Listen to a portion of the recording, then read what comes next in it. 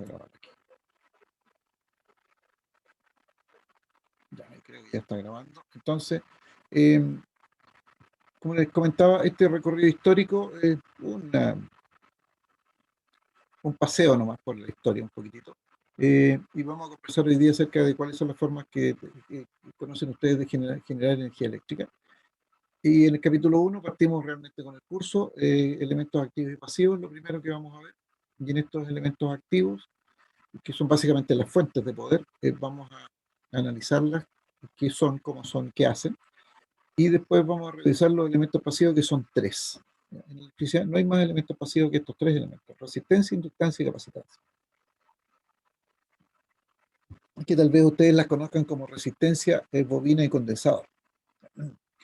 Nos vamos a dar cuenta que son bastante sencillos y vamos a revisar un poco las relaciones matemáticas que son las que describen su comportamiento. Después vamos a hablar de las leyes de Kirchhoff, que son dos: la ley de corrientes de Kirchhoff y la ley de voltajes de Kirchhoff, que también son bastante antiguas y que tienen su aplicación desde hace mucho tiempo, pero la gracia es que por lo menos la ley de corrientes no solamente tiene aplicación en la parte eléctrica, sino que también en otras áreas. Vamos a ver que sí, también se cumple, por lo menos la ley de corrientes de Kirchhoff. No sé la ley de voltaje, no conozco su sistema donde pueda uno verlo más claramente. Y después vamos a ver conexiones elementales, conexión de elementos en serie, en paralelo, en estrella, en triángulo y en puente. Y alguna conversión entre ellas, de forma tal de que podamos hacer alguna disminución, alguna reducción de circuito, calcular un circuito equivalente, cosas de ese estilo. Esas son las bases de esta asignatura, y después vamos a meternos en análisis de circuitos, lo que nosotros en electricidad llamamos análisis de circuitos, y vamos a analizar circuitos de corriente continua, y vamos a ver dos métodos de análisis de circuitos, dos de tantos que hay, de muchos más. Vamos a ver el método de Mayer y el método de Moore. Son los más tradicionales, son los más comunes, y para resolverlos necesitamos calcular sistemas de ecuaciones en general. Ya no vamos a hacer grandes circuitos, pero vamos a utilizar cuatro ecuaciones y vamos a ver algunas características de ellos. Cuando terminemos este segundo capítulo, vamos a estar en condiciones de hacer la primera prueba. ¿Ya? Recién ahí, no antes. Y como yo les decía, si nos da la casualidad de que se nos acerca más la fecha, corremos la fecha, me interesa más pasar la materia y tener más contenido que tomar una prueba. Luego tenemos en el tercer capítulo, entramos en los circuitos de corriente alterna que yo les explicaba. Aquí cambió la forma, cambia bastante, cambia las matemáticas. Aquí necesitamos la matemática de los números complejos, y vamos a ver el comportamiento de los circuitos R, solamente resistencia, solamente inductancia, capacitancia y combinación entre ellos. Circuito de resistencia, inductancia en serie, resistencia, capacitancia en serie, y resistencia, inductancia y capacitancia en serie. Y también las mismas combinaciones para combinaciones en paralelo. Y obviamente mixta, que es la combinación de series y paralelos en un circuito.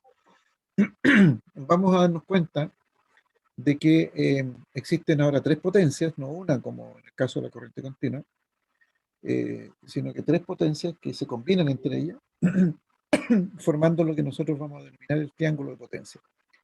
Vamos a revisar las características que tiene este triángulo de potencia, y vamos a mencionar qué se exige por ley, porque hay una ley eléctrica que tiene que ver con este triángulo de potencia.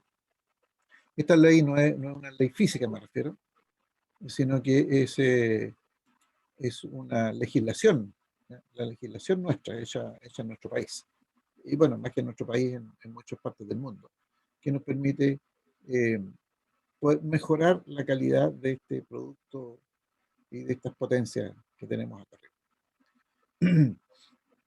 Revisado el capítulo 3, estamos en condiciones de hacer una segunda evaluación, y entramos después al capítulo 4, que son sistemas polifásicos, que en realidad de poli, que significa muchos, solamente nosotros vamos a ver tres, de tres fases, debido a que en nuestro país fundamentalmente lo que tenemos son sistemas trifásicos. Y en general en gran parte del mundo. Son más, los más, los más presentes son sistemas trifásicos. Y vamos a ver dos formas de conectar estos sistemas que se denominan en estrella y en triángulo. Y para ambas situaciones, para ambas conexiones, tanto como en estrella como en triángulo, vamos a ver su comportamiento si está equilibrado o si está desequilibrado. ¿Qué va a pasar con ellos cuando están en las dos condiciones, equilibrado y desequilibrado? Si el tiempo nos da, bueno, perdón, y habitualmente hasta aquí llegamos para hacer la tercera evaluación. Si el tiempo lo diera, podríamos ver algo de transformadores. Es muy difícil, en raras ocasiones hemos logrado llegar a transformadores y a elementos electrónicos prácticamente nunca. Sin embargo, viendo sistemas polifásicos, yo me doy por satisfecho. Con eso es bastante suficiente. Las cosas que vamos a ver son bastante sencillas en general. Eh, no tienen gran complicación. Yo sé que no es un curso para eléctricos. En los cursos para eléctricos uno puede exigir bastante más, pero aquí no es tan necesario. Todos los conceptos que nosotros vamos a analizar están en libros. Hay mucha literatura dando vuelta. Entiendo que hay alguna literatura que se puede incluso bajar de internet, y está la disponibilidad de acceder al libro en la biblioteca de la universidad. Eh, de eso vamos a estar hablando. Aquí bibliografía, como ustedes pueden ver, aquí hay mucha bibliografía. Esto, claro, sí, son libros físicos que estaban en la biblioteca de la universidad. ¿Ya? Puede que no todos tengamos acceso en forma online a todos estos libros. Eh, la verdad es que no he hecho el análisis de los libros que están disponibles en forma online, pero probablemente sean bastantes. Y respecto de las evaluaciones, como yo les mencionaba, tres evaluaciones, tres pruebas parciales. Los porcentajes que nos han dado buenos resultados, 35, 35 y 30 puntos en cada una de las pruebas parciales. Y tienen derecho al examen, ustedes, aquellos que, como ustedes saben, aquellos que no obtengan la nota mínima de aprobación, que es el 4, o 3,96 debería ser para arriba. Las evaluaciones yo las hago al 60% de exigencia, o sea, el 4 se obtiene con un 60% de exigencia. Laboratorio, si bien es cierto, la nota del ramo, como mencionaba al principio, tiene una parte cátedra y de laboratorio, esta vez no hay laboratorio. Así que se aprueba solamente con la nota de cátedra. Entonces, los horarios de laboratorio, vamos a hacer algunos laboratorios demostrativos, modalidad online. Tengo que descargar un software y también podemos poner de acuerdo para hacer ejercicio. Lo que sí trato de exigir que, de acuerdo al reglamento de la universidad, la nota mínima para aprobar es 4 o 3,95, porque de ahí pasa a 4, pero no menos. Lo otro, que la nota mínima para el examen es un 3, si mal no recuerdo. Cambió la modalidad en la nota de la universidad, porque antes era 3,6, pero ahora con esta modalidad online es un 3 o 2,95, con lo cual le da esa posibilidad. En general no hago pruebas recuperativas. Si a un alumno falta una prueba, esa prueba la puede dar al final del semestre, ¿ya? Siempre que tenga justificación extendida por la universidad. Y la universidad extiende justificaciones aún en esta modalidad online, ¿ya? Eso lo obtienen a través de la universidad, no lo ven conmigo. La universidad después me envía a mí una nota diciéndome que el alumno tanto no pudo asistir a la evaluación. Yo no hago cuestión de la razón, simplemente tomo nota de que ya está justificada y nos ponemos de acuerdo al final del semestre, antes de dar el examen, obviamente, o antes de poner las últimas notas. Podemos, fijamos la fecha de común acuerdo, ¿ya? En esa fecha se toman todas las pruebas que estén atrasadas, ¿ya? La prueba número 1, la prueba número 2, la prueba número 3, que eventualmente también puede ser posible. Los contenidos que tomo en esas pruebas es solamente el contenido de la prueba respectiva. Es decir, si un alumno faltó a la primera prueba, entonces el contenido de esa prueba al final va a ser solamente de lo que entró, de la materia que entró en la prueba, nada más, ¿ya? No hago mezclas. Y entiendo que ustedes están aquí, en el quinto semestre ya, ¿ya? Fundamentos de la electricidad. Aquí está en su quinto semestre, ya llevan 2 años en la universidad. ¿Ya? Les queda todavía por avanzar, pero ya conocen la reglamentación, la forma de trabajar en la universidad. Entonces, en ingeniería civil están ya en el quinto semestre. ¿Alguna consulta, alguna duda hasta ahí?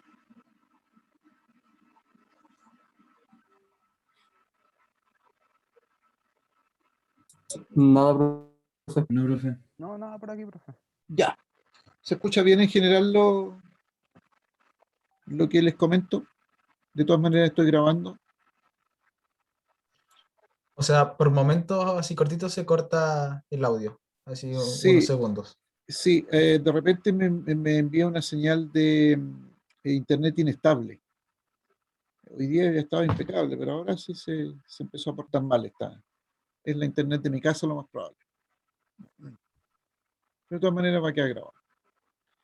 Bueno, demos un recorrido histórico a título de conocimiento general, ¿no?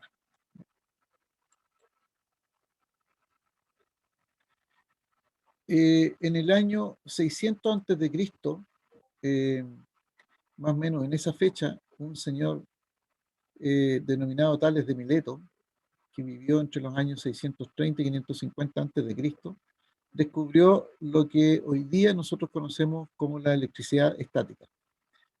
¿Cómo lo descubrió? Como gran parte de los descubrimientos que ha hecho el ser humano, eh, en forma casi accidental.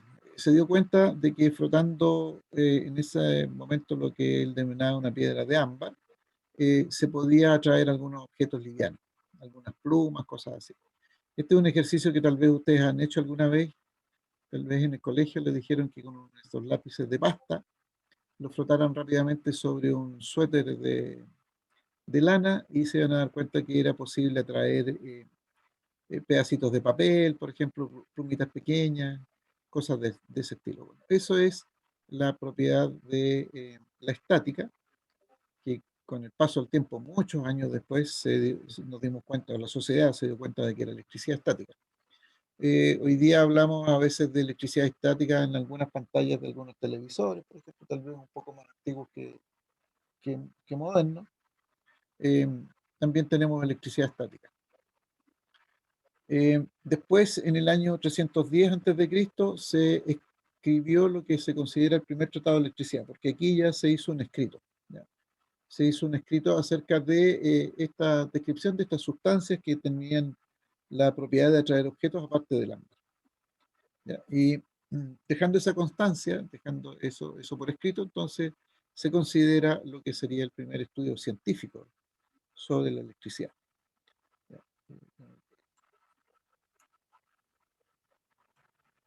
Ahí tengo mejor. Después nos saltamos hacia el año 1600, probablemente hay un periodo de oscurantismo de la ciencia.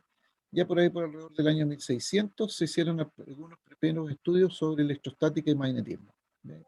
Y la reina Elizabeth I ordenó que se hicieran estudios sobre los imanes, de forma tal de que se pudiera mejorar la exactitud de las brújulas que se usaban en esos años en la navegación. ¿Ya? Y este físico, William Gilbert, hizo este trabajo y estableció fundamentos de la electrostática y el magnetismo. De hecho, Gilbert fue el primero en aplicar el término electricidad, que provenía del griego electrón, que significa ámbar. Viene el término electricidad. Y hoy día, en homenaje a los estudios de William Gilbert, entonces la, la unidad de medida de la fuerza magnetomotriz es el Gilbert.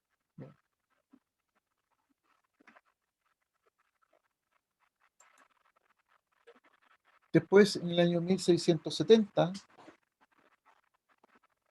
se establece la teoría ondulatoria de la luz. Todavía hay algunas diferencias de opinión ahí. el científico alemán Huygens describe entonces la teoría de las ondas de luz y demostró que las leyes de reflexión y de refracción podrían explicarse perfectamente usando la teoría ondulatoria, pero básicamente el predicamento del cual gozaba la teoría corpuscular. Eso impide la aceptación de la teoría ondulatoria. Newton apoyaba la teoría de corpúsculos, que la luz eran corpúsculos, y no teorías ondulatorias. En el año 1672 aquí empiezan a pasar muy rápidamente el tiempo, se empiezan a aparecer eh, fenómenos y descubrimientos bastante rápidos. 1672, Otto von Guericke desarrolla la primera máquina electrostática que lo que permitía era generar cargas eléctricas. ¿Ya? Ya las cargas eléctricas entonces eran generadas por el ser humano, no que aparecieran de la nada en la naturaleza. La máquina esta consistía en una esfera de azufre torneada que se movía una rueda y entonces esta generaba cargas eléctricas en esta esfera y al posar la mano sobre la esfera se notaban estas, estas cargas. Todavía hasta ahí no se sabía si era digamos, lo que hoy día conocemos de cargas positivas o cargas negativas, ¿no? Simplemente cargas. El año 1673, Dufay fue el primero a identificar que estos eran dos cargas distintas, ¿ya? Y en ese tiempo le llamó vitria y resinosa. ¿Ya? Todavía no hablábamos de cargas positivas y negativas, sino que de vitria y resinosa.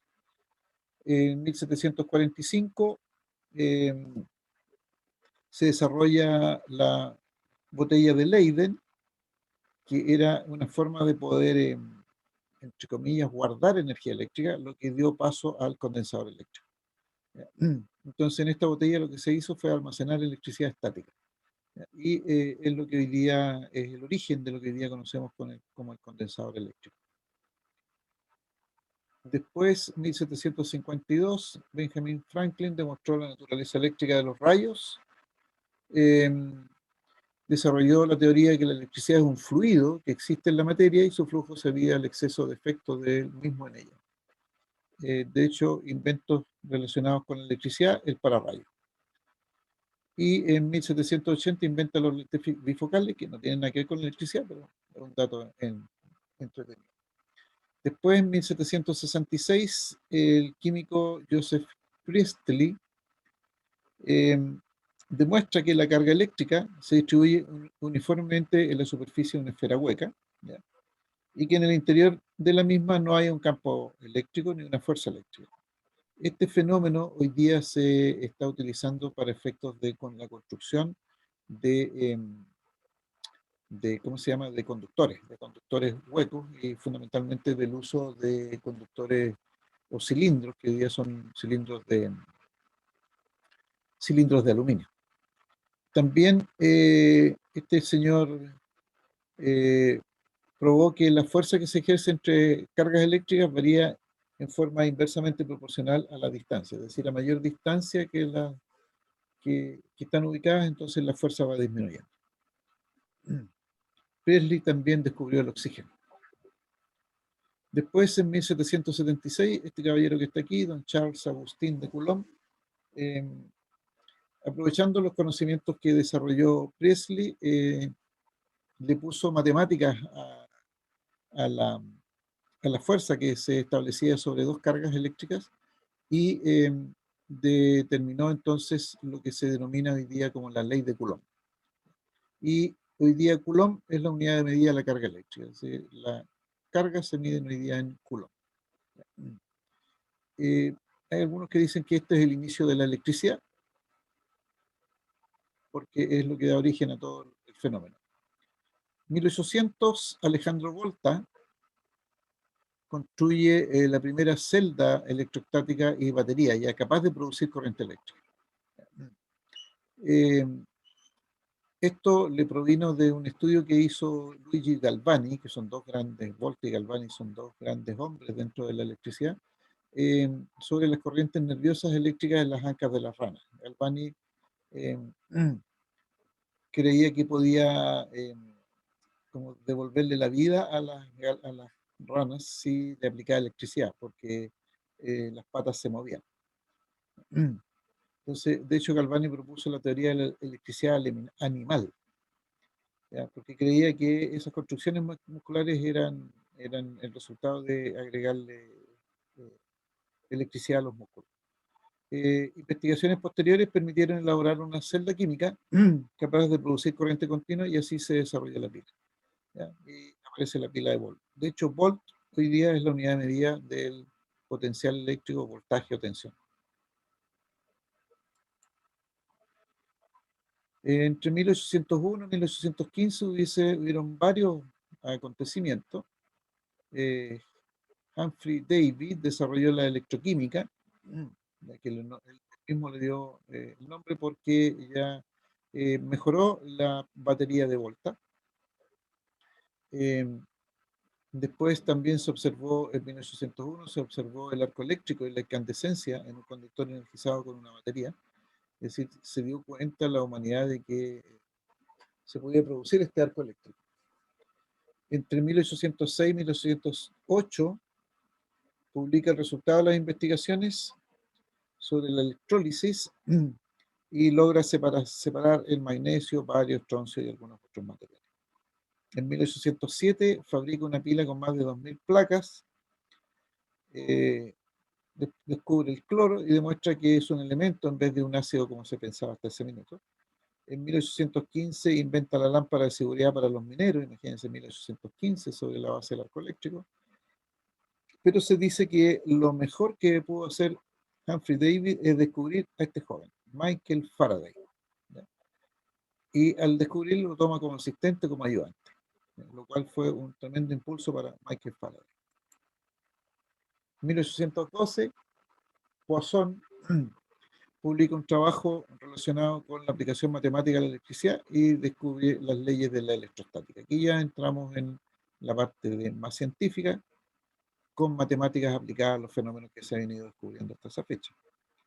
1819, el científico danés Hans Christian Ørsted descubre el electromagnetismo, decía no solamente el magnetismo propiamente tal, producido por algunos materiales, sino que dijo, si agrego electricidad a un elemento magnético, tengo el conjunto que le denominó electromagnetismo. Y esto lo descubrió accidentalmente cuando puso una brújula cerca de un cable que tenía enchufado por una pila, ¿ya? Y entonces la brújula se empezó a mover. Hizo varios experimentos hasta que se dio cuenta de que existía una relación entre la electricidad y el magnetismo, y de ahí nació el electromagnetismo. Hoy día, gracias a esos descubrimientos y trabajos, Ørsted es la unidad de medida de la reluctancia magnética. La reluctancia magnética es como un equivalente a la resistencia eléctrica, pero para efectos de magnetismo, como dato adicional. En 1823 se construye el primer electroimán ya propiamente tal, enrollando sobre un material magnético conductor. Y en el año también 1823, este señor André-Marie Ampère establece los principios de la electrodinámica. Eh, Juega aquí con dos efectos, la tensión eléctrica y la corriente eléctrica. Experimenta con conductores, determinando que se atraen si las corrientes fluyen en la misma dirección y que se repelen cuando fluyen en sentidos contrarios. Hoy día, Ampère es la unidad de medida de la corriente eléctrica. Entonces, se apoya en todos los resultados matemáticos producidos por Ørsted. Y Ampère, hoy día lo estamos acordando de él cotidianamente. 1826, este caballero, George Simon Ohm, formula con mayor exactitud la ley de lo que se llama las corrientes eléctricas, definiendo entonces lo que hoy día llamamos la ley de Ohm, que es la relación entre voltaje y corriente entre los distintos elementos. Hoy día Ohm es la unidad de medida de la resistencia eléctrica. En 1828, George Green publica un trabajo ya de aplicación de las matemáticas, del análisis matemático a las teorías de la electricidad y el magnetismo, con lo cual ya se obtiene soluciones generales para el cálculo de los potenciales aplicando ya ecuaciones matemáticas. Ya aquí la ciencia en toda su magnitud. 1828, Joseph Henry perfecciona los electroimanes. Observa que la polaridad del electroimán cambia al cambiar la dirección del flujo de la corriente y desarrolla el concepto de inductancia propia. Vamos a estar trabajando con este concepto de inductancia. Hoy día Henry es la unidad de medida de la frecuencia. 1831, Michael Faraday ya empieza a dar frutos después de haber sido descubierto. A los 14 años trabajaba como encuadernador, lo que le permitió tener mucho tiempo para leer y desarrollar su interés por la física y la química. Desarrolló una serie de trabajos respecto de la electricidad y también con el magnetismo, y desarrolló el hecho de que el magnetismo también producía electricidad a través del movimiento. De hecho, la ley de Faraday, que es, digamos, creación de Faraday, de Michael Faraday, es lo que hoy día permite que al tener una bobina en un campo magnético, o al tener un movimiento relativo entre un campo magnético y una bobina, que es un alambre enrollado, en otras palabras muy sencillas, entonces se induce en la bobina una fuerza electromotriz y esta fuerza electromotriz es la que hoy día mueve el mundo. La ley de Faraday nos permite generar energía eléctrica eh, y también desde algún otro tipo de fuente, y también nos permite generar movimiento mecánico al aplicar energía eléctrica a un motor. Es decir, la ley de Faraday está aplicada a eso. De hecho, la ley de Faraday está aplicada a muchos elementos eléctricos. Faradio hoy día, o faradio, es la unidad de medida de la capacitancia eléctrica. Vamos a trabajar también con él. 1835, Samuel Morse inventa un circuito electromagnético para transmitir información, con lo cual se crea el telégrafo. Y eso es lo más importante que tiene este caballero, y el lenguaje, el alfabeto Morse. Después tenemos en 1840-42, James Preston Joule también descubre equivalencia entre trabajo mecánico a la caloría y define con Ferdinand Helmholtz la primera ley de la termodinámica, y, y que estos fenómenos cumplían con la ley de la conservación de la energía, y que la electricidad era una forma de energía. Adicionalmente, Joule inventa la soldadura eléctrica de arco y demuestra que el calor generado por la corriente eléctrica era proporcional al cuadrado de la corriente. Por eso es que la llamamos la ley de Joule ahora. Y Joule es la unidad de medida de la energía eléctrica, de la energía. La energía la medimos en Joule. 1845, este caballero que también va a ser otro de nuestros amigos, Gustav Robert Kirchhoff, a los 21 años anuncia las leyes de Kirchhoff, que permiten calcular corriente y tensiones en redes eléctricas. 1847, William State desarrolla las lámparas de arco, que son básicamente generación de arcos, y de ahí nacen después las ampolletas, básicamente, que se podían entonces controlar, produciendo arcos al interior de un bulbo transparente. 1854, William Thomson o Lord Kelvin hace un trabajo sobre el análisis teórico para transmisión por cable, y con eso se hizo posible el desarrollo de los cables transatlánticos. Inventa además el cable flexible y define la segunda ley de la termodinámica. Hoy día Kelvin es la unidad de medida de la temperatura absoluta. 1859, Julius Plicker descubre los rayos catódicos. Los rayos catódicos son, digamos, el origen de la televisión actual. Los rayos catódicos se genera un bombardeo de rayos a una pantalla, y entonces ese bombardeo permite que esa pantalla que está tamizada con material especial, permite que esa pantalla primero se encienda en colores, que los primeros fueron blanco y negro, y después permitieron que se generaran colores, ¿ya? Y que es el origen de los televisores y de algunos instrumentos eléctricos. Hoy día la teoría de rayos catódicos ya no se está usando en estos televisores planos. En los antiguos, los que eran grandotes, que tenían, ¿cómo se llama? Tenían unas piezas grandes hacia atrás, esos eran tubos de rayos catódicos. 1868, el señor belga Théophile Graham construye la primera máquina de corriente continua, que se le denominó el dínamo, y hoy día lo conocemos con ese nombre, y con eso se inició la nueva industria eléctrica. En 1870, 2 años después, patenta la teoría de la máquina magnetoeléctrica para producir corriente continua. Y ya estamos hablando de generación de algún tipo industrial. 1870, James Maxwell formula 4 ecuaciones que sirven de fundamento de la teoría electromagnética, que son las denominadas leyes de Maxwell, que están aquí abajito, son ecuaciones diferenciales. Y hoy día Maxwell es la unidad de medida del flujo magnético. 1876, Alexander Graham Bell inventa el teléfono.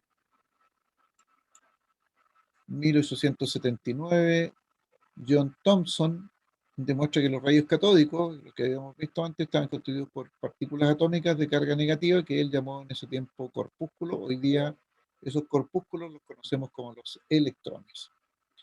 En 1881, Thomas Alva Edison produce la primera lámpara incandescente con un filamento de algodón carbonizado, y este filamento permaneció encendido por 44 horas. En 1881 desarrolla el filamento de bambú y después el filamento de tungsteno. Después, hoy día las lámparas incandescentes ya prácticamente no se usan, ¿no es cierto? Hemos cambiado eso, y están cambiando por equipos de alta eficiencia, de ahorro de energía. De hecho, hoy día tenemos las LED, que son las de más alta eficiencia, que hoy día han aparecido más en el mercado. 1882, Edison instala el primer sistema eléctrico para vender energía para la iluminación incandescente en Estados Unidos, y el sistema fue en corriente continua de 3 hilos y con una potencia total de 30 kilowatts. Hay mucha historia que relaciona a Edison con Tesla, pero no me voy a referir a eso ahora. 1884, Rudolf Hertz demuestra que la validez de las ecuaciones de Maxwell y las reescribe.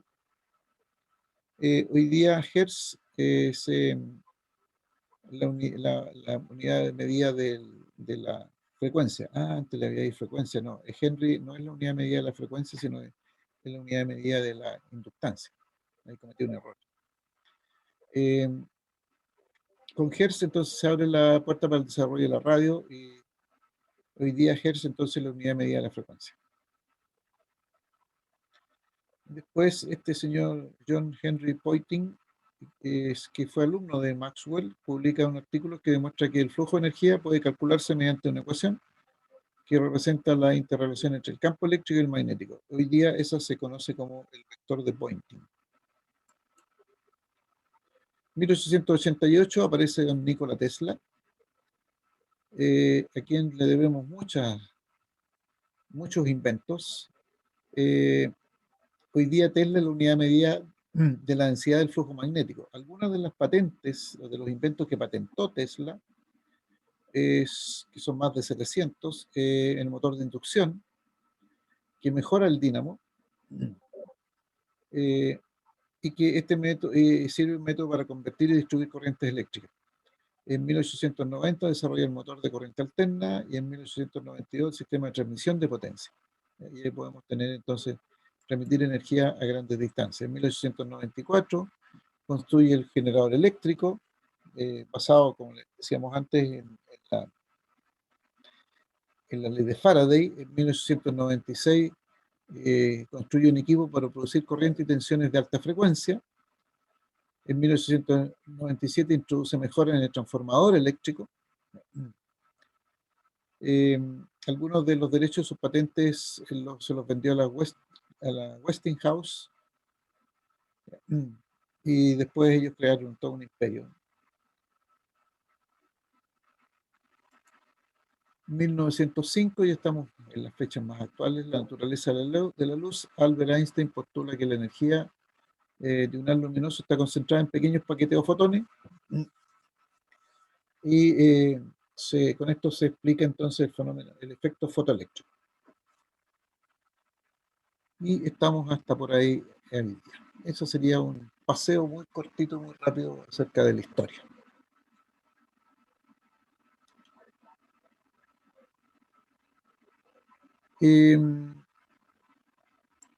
Quisiera consultarles que comentáramos cuál creen ustedes que son las... No puedo hacer eso.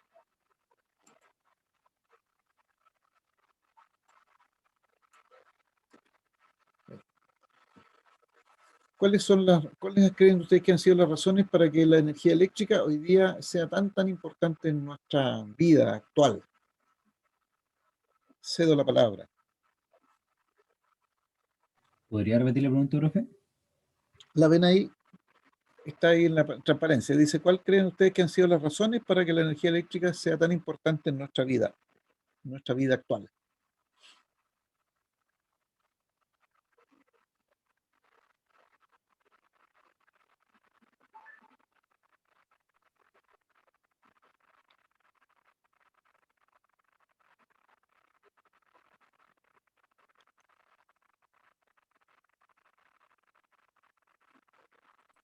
Bueno, yo creo que desde que se descubrió la electricidad y se empezó a usar como energía para todos los inventos, todos los aparatos que se crearon, en realidad no se ha vuelto a, por así decir, a descubrir otra cosa así. Entonces, todos los aparatos que vienen después, todas las cosas que buscamos hoy en día para transporte, vivienda, para cosas como calefaccionarnos, para alimentarnos, todo depende de la electricidad. Así que, como la mayoría dice, sería difícil imaginarnos un mundo sin electricidad hoy en día.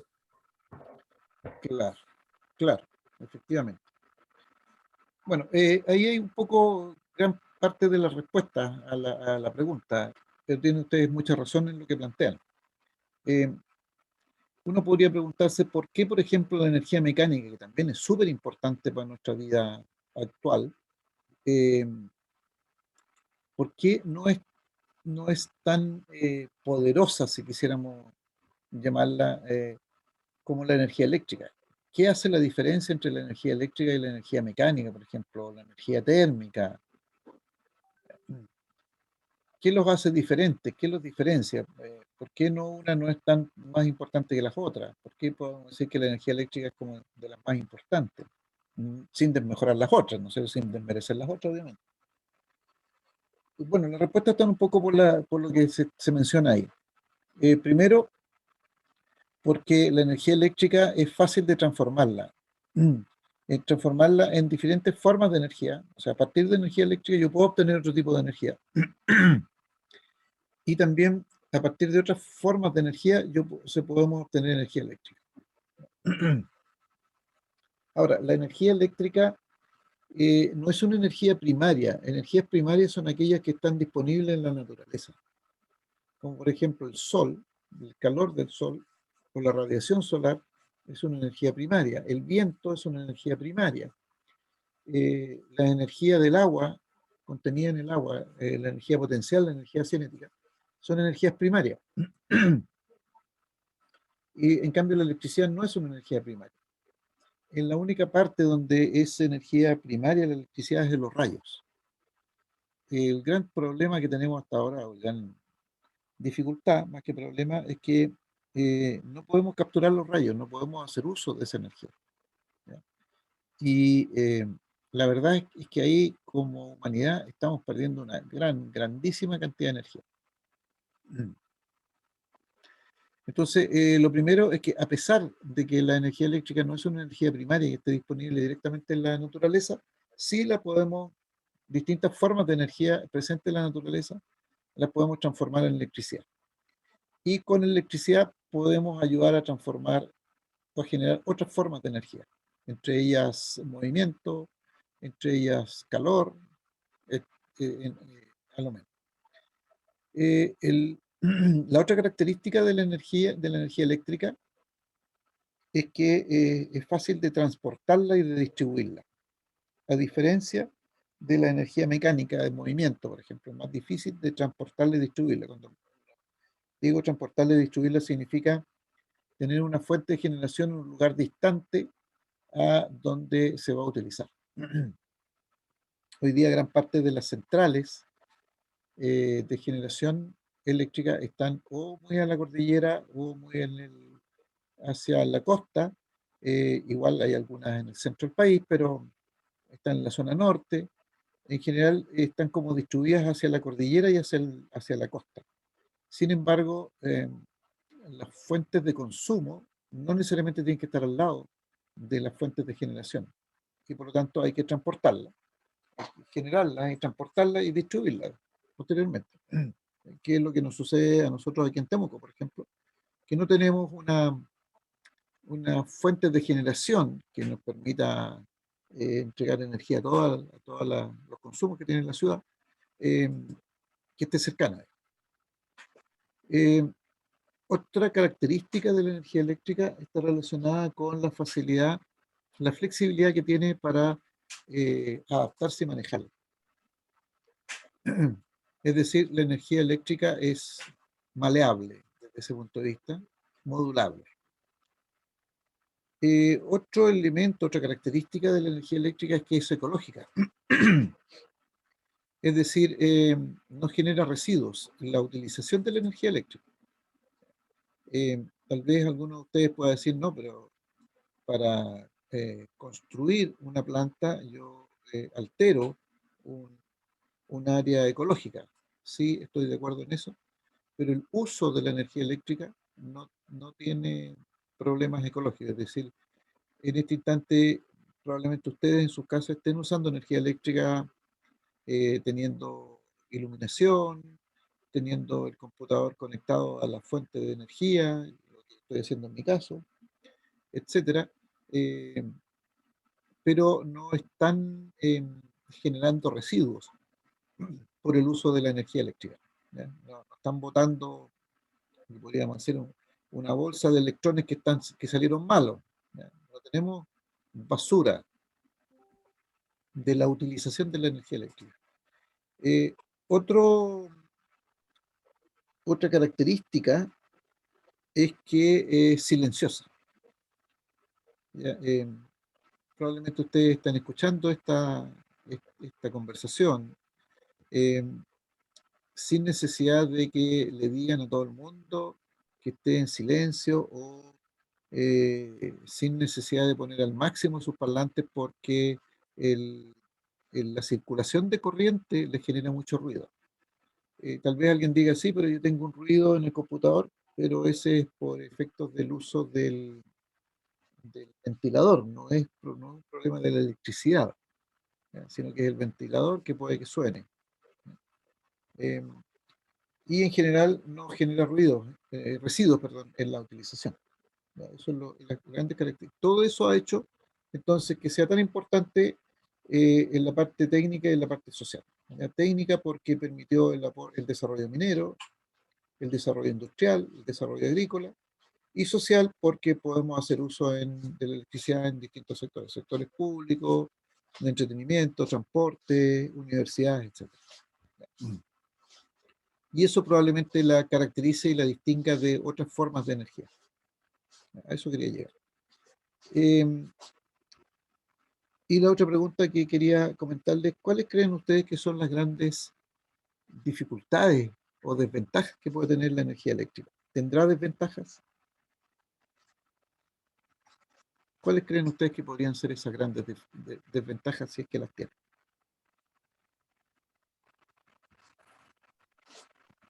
Podría ser cuando, por decirlo de alguna forma, reciclarlas cuando ya pierden su utilidad.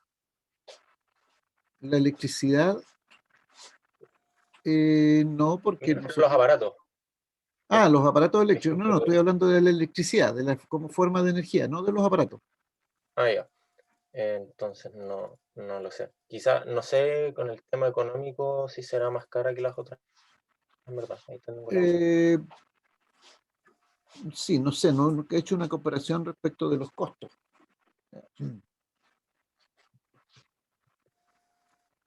No, la verdad es que ahí no sabría responder a esa inquietud. No sé, nunca he hecho ¿cómo se llama? Una comparación de costos de lo que significa una u otra. Entiendo que es relativamente barata sí la energía eléctrica, pero no sé si la comparará con la energía mecánica, por ejemplo. Como usted dijo antes, que es no es una energía primaria, ¿o no?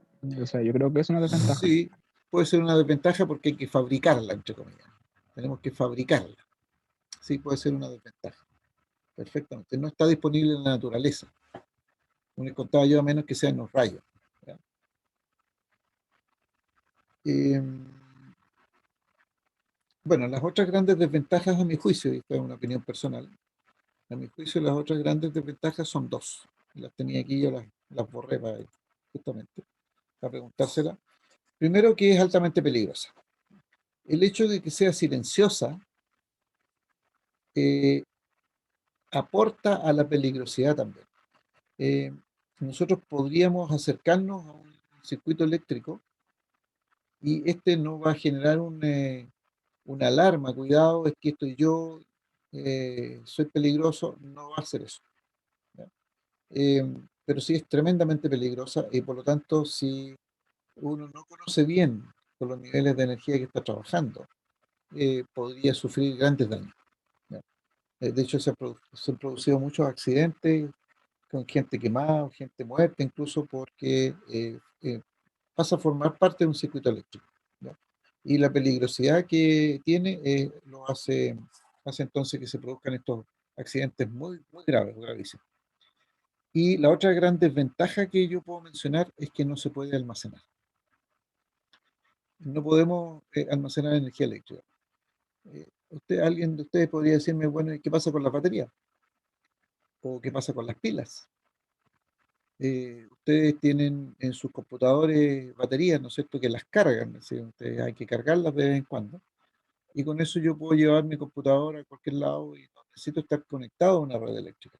Sí, eso es efectivo. Eh, las baterías, las pilas, el celular que ustedes tienen, muchos artefactos electrónicos requieren de energía y eso se proporciona a través de una pila o batería. Y bueno, eso sí es un elemento en donde está almacenada la energía eléctrica. Sin embargo, la cantidad de energía que almacenamos es relativamente baja. Es relativamente baja, por eso es que todavía uno puede afirmar de que la, eh, la energía eléctrica es difícil de almacenar. Eh, si uno va a una central hidroeléctrica, por ejemplo, de embalse, las personas que trabajan ahí dicen que ellos almacenan energía, pero cuidando de consumir menos agua para efectos de generación. Es decir, manteniendo los niveles del embalse o subiendo los niveles del embalse, ellos almacenan energía, pero lo que están almacenando es energía potencial del agua o energía cinética del agua, no electricidad propiamente tal. De hecho, no tenemos formas de decir, a ver, este fin de semana, como el fin de semana largo parece ser, ¿no es cierto? Eh, voy a ir a comprar un par de latas de electricidad por si me falta en la casa, ¿no? Eso no se puede, ¿ya? No existe esa posibilidad. ¿Ya? Entonces, no se puede almacenar en grandes cantidades. Tal es así que la energía que nosotros estamos consumiendo en este minuto se está generando, en este minuto, se está generando la misma cantidad o más las pérdidas. Entonces, en general, la generación de energía tiene que ser un poco mayor que los consumos que vamos a tener. Y eso hace que sea complicado el tema de eh, consumo, generación, transmisión, una serie de manejo del mercado eléctrico casi. Pero esas son básicamente las dos grandes desventajas que, a mi juicio, tiene la energía eléctrica. Se puede agregar el hecho, como ustedes mencionaron, que no está disponible como energía primaria.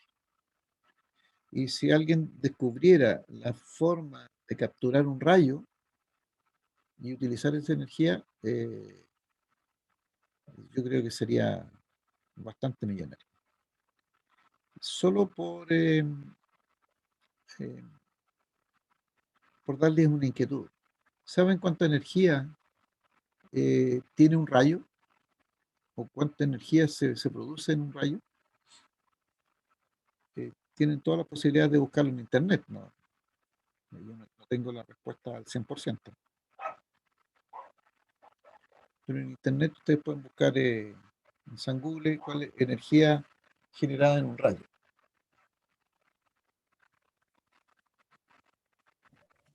En internet dice que puede alcanzar hasta los 10 millones de joules.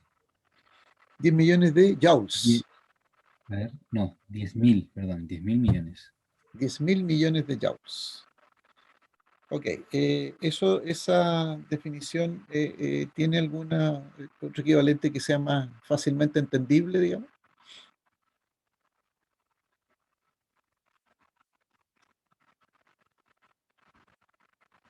Como otra Sí, unidad de medida, ¿sí, profe?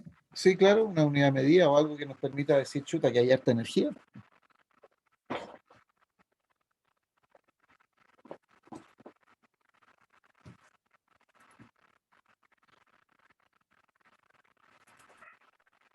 También dice que tienen una corriente de 200.000 amperios. 200.000. Sí. Fíjense ustedes que la corriente con la cual están diseñados los circuitos eléctricos de sus casas es del orden de los 10 a 16 amperes. Ustedes podrían utilizar todos los artefactos eléctricos que tienen, todas las luces que tienen, y no van a subir más allá de 16 amperes, con suerte.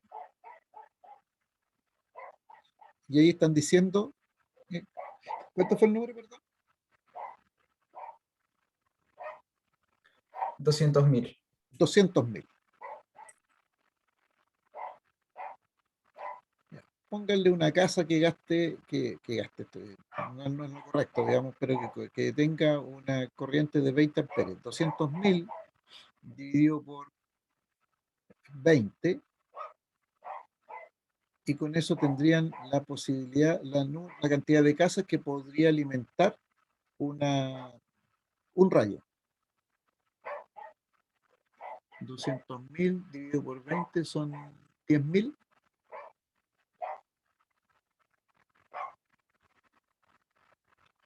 A 10.000 casas le podría entregar 20 amperes un rayo. 10.000 casas, no sé si en Temuco tendremos 10.000 casas.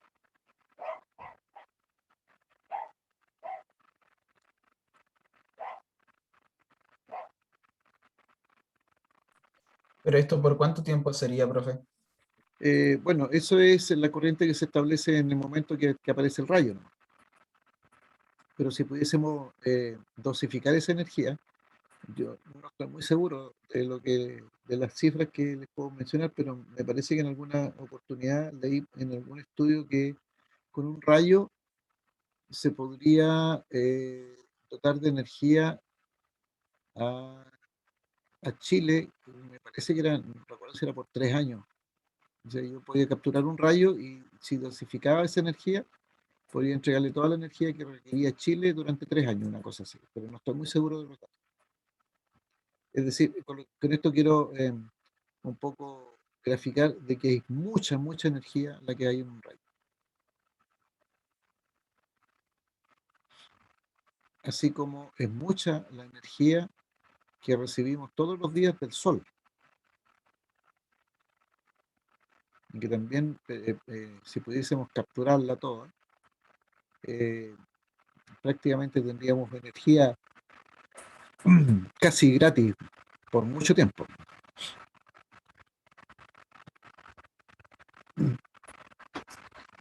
Bueno, eso un poco para ¿cómo se llama? para mencionar algunas otras características de la energía eléctrica. ¿Ya? Entonces, hoy día la ciencia y la tecnología está permitiendo captar energías que hoy día les denominamos naturales, que no se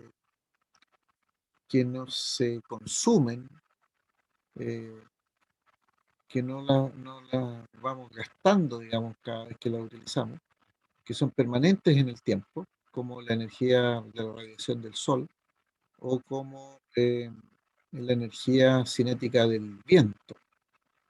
Esos son recursos naturales que no se consumen, no disminuyen por el uso de ser usadas por los seres humanos. Eh, Nadie podría decir, mire, voy a colocar una central eólica y con eso voy a captar la velocidad, la fuerza del viento, pero una vez que pasa esa fuerza del viento por la central, se pierde el viento y no se puede utilizar. No hay ese efecto como, por ejemplo, en el consumo de los combustibles fósiles. ¿Ya? Ustedes saben que los combustibles fósiles se están terminando, se están acabando. Eh, la proyección, no sé a qué año era de que no iba a haber más combustible fósil. Entonces la humanidad tiene que pensar, ha estado pensando rápidamente en cómo sustituimos la energía de los combustibles fósiles, porque ya que la hemos agotado, la estamos agotando como sociedad, después no vamos a tener para movilizarnos los vehículos que son hoy día combustibles, eh, o para muchas cosas que hacemos en nuestra sociedad. Entonces tenemos que buscar alternativas. De hecho, se ha liberado el auto eléctrico con mayor potencial. El auto eléctrico, ustedes deben saber de que se, se generó la idea del auto eléctrico hace muchos años, no es un invento nuevo. Ya, hoy día parece como un gran invento nuevo, pero el auto eléctrico debe tener más de 40 años probablemente de su invención. Eh, Ahora la pregunta es, bueno, ¿y por qué entonces no lo hemos usado? ¿Y por qué hoy día comprar un auto eléctrico es tan caro? Bueno, ahí hay un tema que se ha mencionado, que producto de estos grandes conglomerados de producción y venta de combustibles fósiles, básicamente. ¿Ya? Porque veían que si aparecía el auto eléctrico y tomaba cada vez más auge, entonces el negocio de la, de la producción de petróleo y derivados iba a empezar a ser cada vez menor. Hoy día ustedes podrán haber visto en las noticias que tenemos disponibles no solamente autos eléctricos, sino que también eh, vehículos grandes, vehículos de la minería, buses, camiones que sí se mueven con electricidad y no requieren entonces el uso ¿cómo se llama?, de petróleo, ¿ya?, o combustibles fósiles.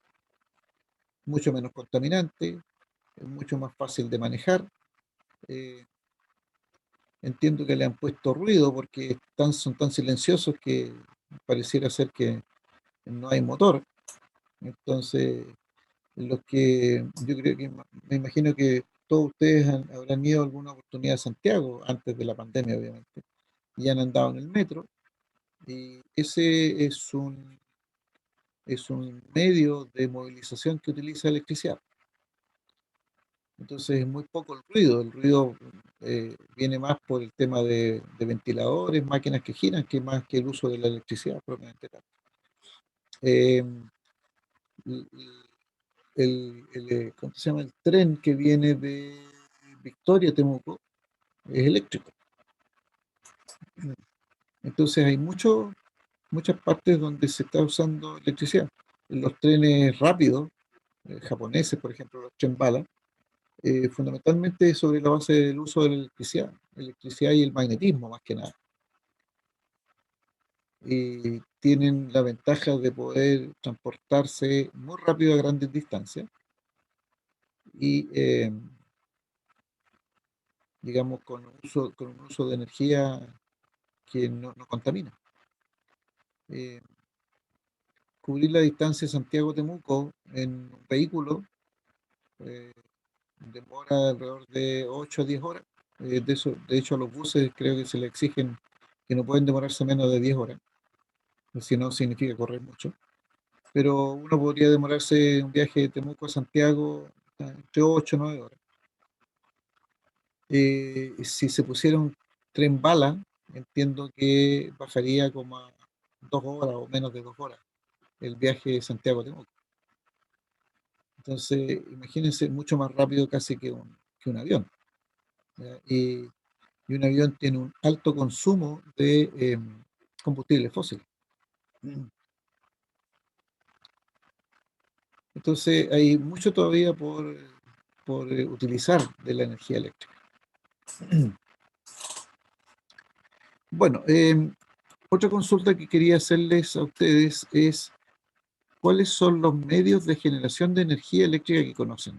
¿Cuáles son las formas de generación de energía eléctrica que ustedes conocen? Que ustedes conocen.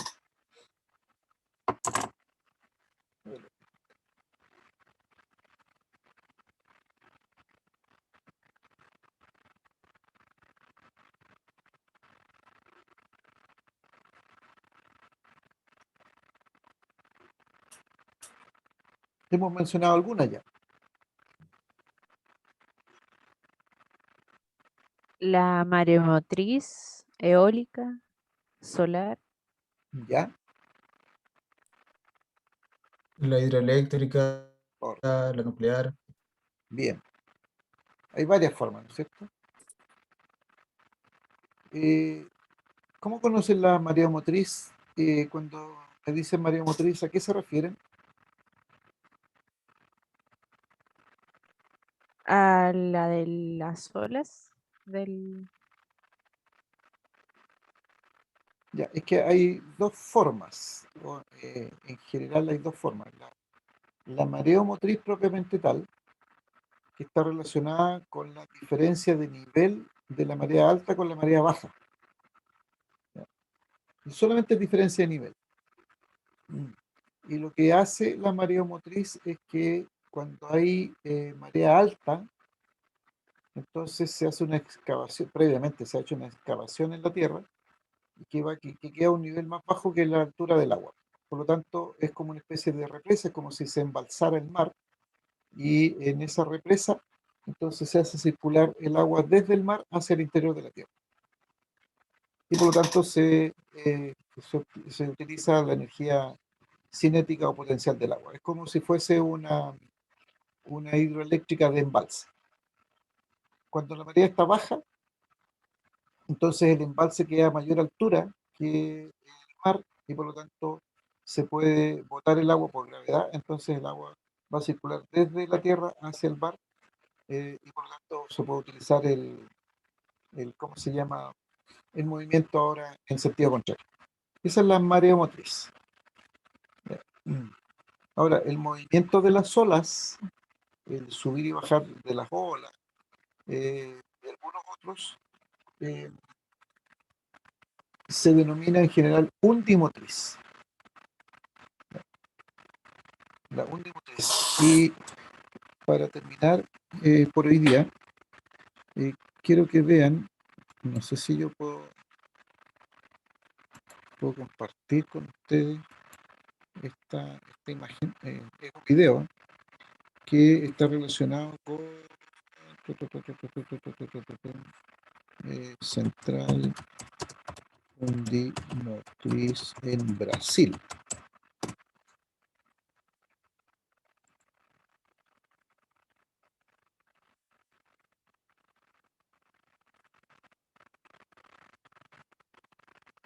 No sé si pueden ver esta imagen que tengo ahora en la pantalla. Sí, profe, la Sí, vemos. profe. Ya. Bueno, esta es una central undimotriz que está aquí en Brasil y que lo que hace es con estas especies de boyas que están aquí amarillas, como estas patas que tienen aquí, estas patas suben y bajan a medida que el mar se mueve, lo que se está haciendo todos los días. Entonces, se captura ese movimiento y ese movimiento lo capturan estos brazos y con estos brazos se produce aquí una especie de émbolo y unas diferencias de presión que lo utilizan para generar energía eléctrica. La descripción del video está aquí, creo que está aquí. Aquí está el video. Y yo el otro día no pude. justamente no. Hay que mirarlo en YouTube. Les voy a dar la dirección porque no sé si lo puedan, al reproducirlo lo puedan ver ustedes y lo puedan escuchar el audio. Desconozco si se puede escuchar el audio. Vamos a esperar que salga la propaganda primero.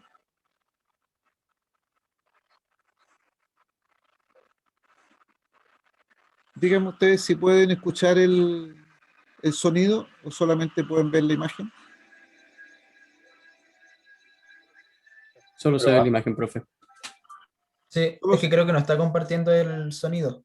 A ver, déjenme ver si puedo compartir el sonido. Tiene que dejar de compartir y cuando comparte de nuevo, abajo le aparece la opción de compartir el audio también. Compartir pantalla. Compartir sonido. Tienen toda la razón. Y voy a poner la pantalla. Tienen toda la razón. Y voy a colocarlo al máximo porque es interesante. Lo voy a echar a andar y me dicen, por favor, si no le envío la dirección para que los vean en su casa. Si lo escuchamos, Ahí sí profe. se escucha. Ya, perfecto. Mire.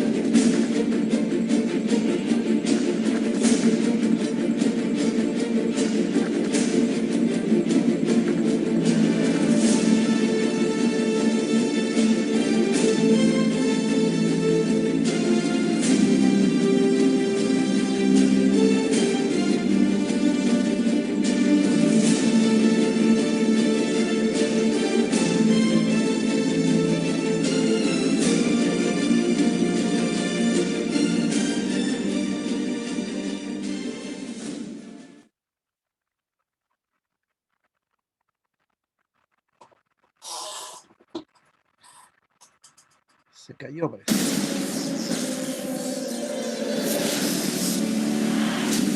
This place. No, ahí terminó. De todas maneras está en internet, en YouTube por si la quieren ver. Y deben haber algunas otras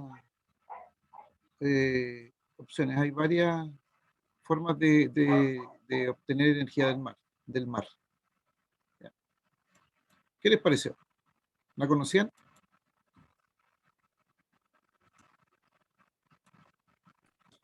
No, Al profe, menos primera vez yo que lo veo, lo, está bueno. Sí, hay cosas muy interesantes que está desarrollando la ciencia, muy interesante respecto a la generación de energía y de utilización de energías, la que denominamos como renovables no convencionales. Porque la verdad es que la energía de movimiento de las olas no se pierde, no se gasta tampoco, se utiliza, ¿no? Y hay un invento, entre comillas, relativamente sencillo de realizar. Eh, Entiendo que había un invento como nuestro país tiene mucho acantilado en la costa, entiendo que se había pensado en alguna oportunidad, había creo, a ver si puedo hacer un dibujito. eh, Aquí, se había pensado en hacer, a ver, no, vamos a aceptar aquí. No, vamos a dibujar. Imagínense que aquí está el mar y Profe, aquí, sí, no estaba compartiendo pantalla por si acaso. ay, mira, el haber dejado fuera, espero que se vea, a lo mejor, compartir. Ahí, a lo mejor esto es más práctico.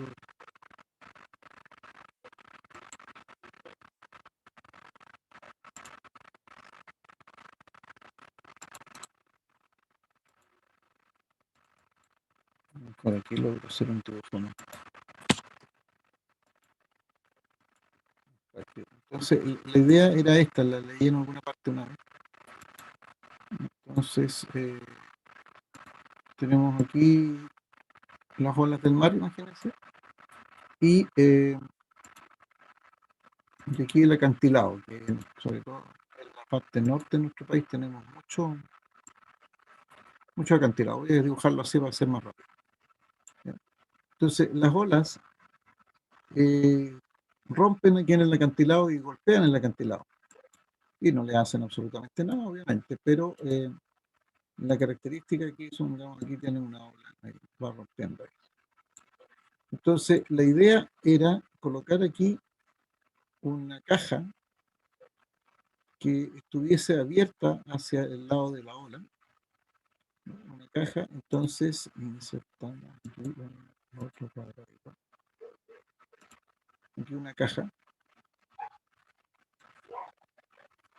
entonces las olas iban a romper o por encima de la caja o casi dentro de la caja, idealmente entiendo yo que era más por encima de la caja, una cosa así, ¿ya? Y entonces lo que iba a hacer la ola al romper aquí iba a capturar el aire y todo este aire lo iba a comprimir en esta caja.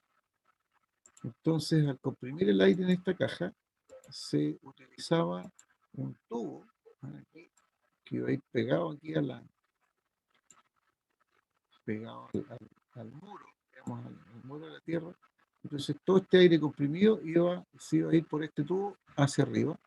Y aquí en la parte superior se iba a captar con una turbina. Entonces, ese tubo, imagínense aquí una turbina, captamos ese.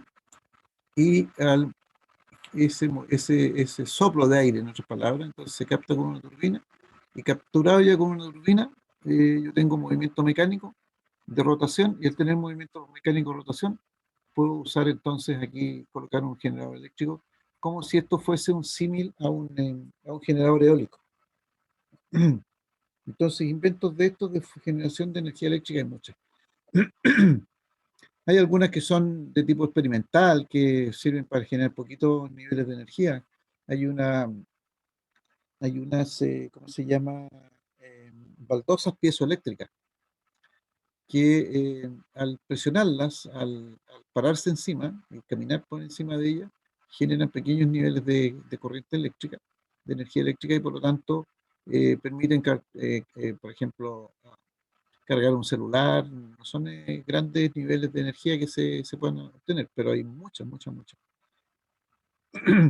Tengo entendido que aquí en el mall aquí en Temuco pensaban colocar una área con esta eh, baldosas piezoeléctricas, y entonces a medida que la gente iba, caminaba tranquilamente, entonces iba a ir generando esa energía. Ese invento lo leí en alguna revista hace muchos años, que en Japón estaban haciendo eso. Entonces colocaban una especie de alfombra y hacían que las personas caminaran por ahí. Eso era como la pasada obligada. Y caminar era, entonces, generación de energía. Y así como eso hay muchos inventos. Unos más industriales, otros de menor alcance, pero formas de generar energía hay un montón. Es cosa de tener algún grado de creatividad. Bien, jóvenes, caballeros y señoritas, yo lo dejaría hasta aquí por el día de hoy. No sé si tienen alguna duda, alguna consulta, algo que quieran aclarar, algún comentario que hacer.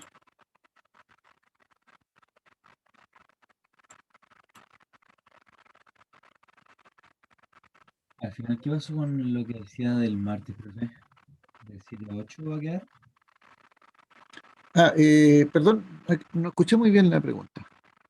Que al final los martes las clases van a ser de 7 a 8.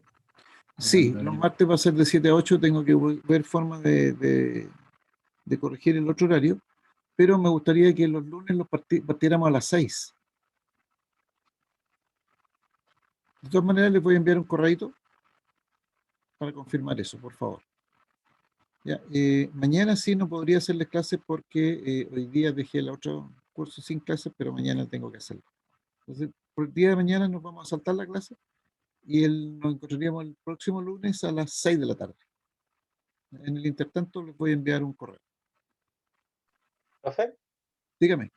con respecto al link, ¿ese link va a ir variando o va a ser el mismo? Eh, hice solamente una sesión.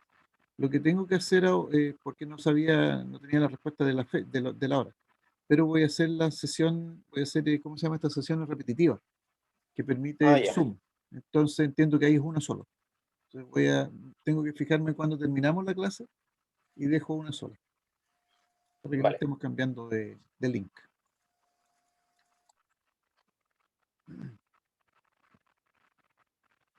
Eso, ¿alguna otra consulta? Profe, Dígame. respecto al otro horario que usted decía con otro profesor, es que a mí no me sale en intranet, entonces no sé si seré yo nomás o Es qué que a lo mejor sucede tú te con eso. inscribiste en el horario No, a mí tampoco. los días viernes conmigo. Sí, creo, pero no aparece en intranet, solo me aparece el de lunes y martes. A mí también. Viernes no les aparece. A mí no. Voy a preguntar entonces, porque en mi horario aparecen. A mí me Aparecen, aparece las 2:30, profe, con usted. sí, es que hay 2 horas Creo el que tenía viernes que, después de almuerzo. creo que tenía que ver con el módulo que uno eligiera, porque a mí sí me aparece los viernes. Ya. Claro, lo que pasa es que la idea era hacer unas sesiones de laboratorio de 1 hora ahí. Pero lo que yo he hecho hasta ahora es que de vez en cuando la utilizo, y cuando la utilizo nos ponemos de acuerdo y utilizamos las 2 horas juntas, porque 1 hora es poco, encuentro que es poco tiempo y no se puede hacer un buen ejercicio, demostrar algo más contundente. Entonces, por eso ocupo las 2 horas. Y clases que también quedan grabadas, por si acaso si alguien no puede asistir. Pero yo no sé exactamente cuál es el horario que tiene el profesor Martín Urrutia. Tendría que preguntarle a él, porque yo sé que él hacía laboratorio para ustedes también. Y era, no sé si jueves, miércoles. No podía ser ni lunes ni martes porque estaban conmigo. Podría ser miércoles o jueves, uno de esos 2 días. Ahí se daban 2 horas más. Y así se podía tener todo el curso con laboratorio. Pero como les digo, eso es. Y voy a averiguar por qué no les aparece. Ya, denme ese tiempo para comentarles y contestarles. Y como les Ok, digo, profe.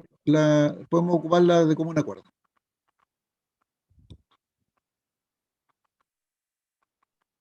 Ya, Bien, profe, muchas gracias. ¿Qué agradece? ¿Alguna otra consulta, duda o comentario que quieran hacer? Profesor, yo quería preguntar si es que este semestre va a haber una exigencia mínima de asistencia. No, no Ya. nos han dado nada respecto de eso. Y yo, de hecho, nunca tomo asistencia, ni siquiera Ya. presencial. Yo creo que eso no corresponde a un nivel universitario. Es mi opinión personal. Ujú. Ya, gracias, profesor. Ok.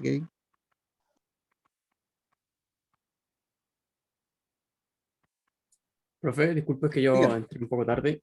Sí, adelante. El campus no está habilitado todavía, ¿cierto? No todavía, tengo que pedirlo yo. Ah, ya, ok. Eso era para saber. Muy bien. Gracias. De todas maneras, el material que yo tengo se los voy a enviar al correo, independientemente que lo suba al campus. Lo van a tener también en el correo.